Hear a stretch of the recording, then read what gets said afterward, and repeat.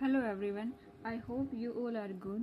इस वीडियो में हम डिस्कस करेंगे क्वेश्चन 6 to 10 चैप्टर इवोल्यूशन के। इसे प्रीवियस वीडियो में हमने डिस्कस किए थे क्वेश्चन 1 to 5।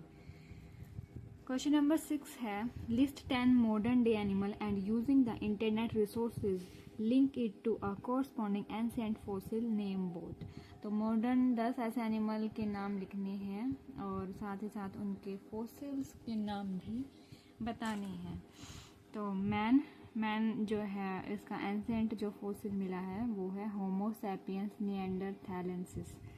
नेक्स्ट है dog Leptocyon, horse Pliohippus, camel Procamelus, whale Protocetus, chimpanzee Dryopithecus, gorilla Dryopithecus, elephant Stegolophodon, octopus belemnite, gibbon Propliopithecus. Question number 7 है practice drawing various animals and plants. इस question में हमें animals और कुछ plants की pictures draw करनी है, nothing much.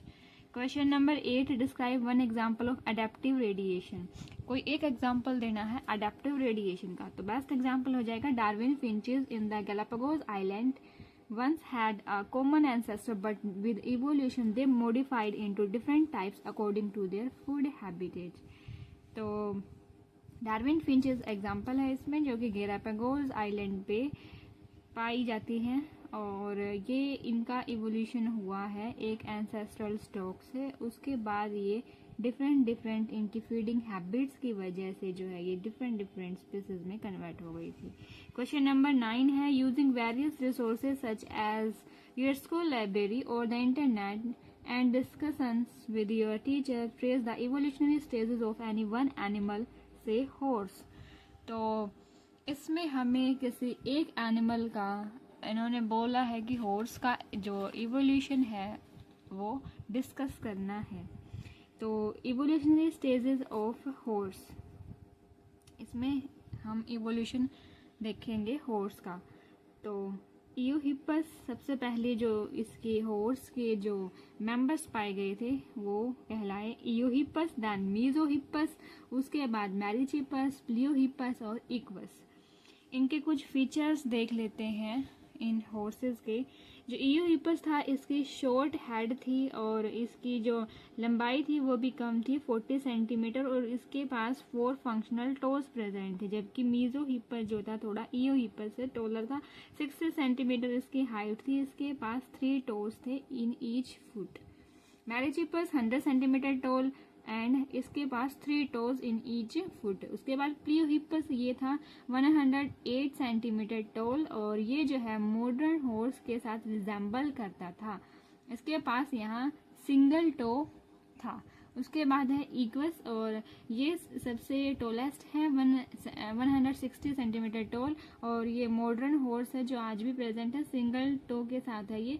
और इनके पास जो है इंसीजियस टीथ जो है वो प्रेजेंट थे for the cutting of the grass. इनके पास मोलर्स थे जो कि ग्राइंडिंग के लिए, ग्रास ग्राइंडिंग के लिए थे। और इधर से इयोहिपस से इक्विस तक आते आते इनकी हाइट बढ़ती गई और जो टोज है उनका नंबर जो है सिंगल हो गया और टीथ जो है उसमें कॉम्प्लेक्सिटीज आ गई। Question number 10 can we call human evolution as adaptive radiation. क्या हम ह्यूमन इवोल्यूशन को भी अडेप्टिव रेडिएशन बोल सकते हैं? नहीं, no human evolution can not be called as adaptive radiation because parent species of homo sapiens have evolved by progressive evolution from homo habilis to homo erectus lineage. तो नहीं बोल सकते ह्यूमन इवोल्यूशन को adaptive radiation क्योंकि ये एक series में हुआ है, एक स्पीसीज से फिर दूसरी से फिर नेक्स्ट ऐसे करते करते जो है होमो सैपियंस बना है। वो किसी जो ये सारी अलग अलग हमारे पास जो ये स्पीसीज प्रेजेंट हैं ये किसी एक एंसेस्ट्रल स्टॉक से डेवलप ना हो गई, इनका डेवलपमेंट सीरीज में हुआ है। देन जो हमारे पास आया है Homo sapiens. Thanks for watching.